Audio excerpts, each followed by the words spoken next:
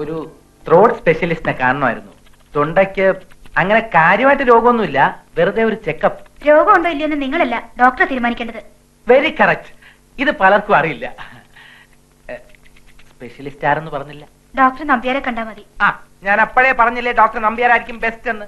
ഈ നമ്പ്യാർ എന്ന പേരുണ്ടെങ്കിൽ തന്നെ ആള് വളരെ എഫിഷ്യന്റ് ആയിരിക്കും. കേട്ടിട്ടില്ലേ? Kunchan Nambiar, M N Nambiar. നിങ്ങളുടെ പേര് പറഞ്ഞോളൂ.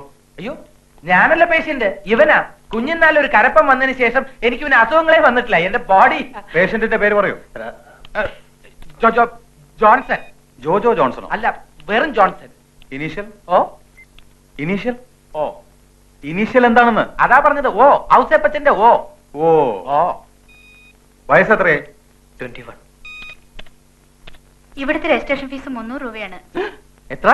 300.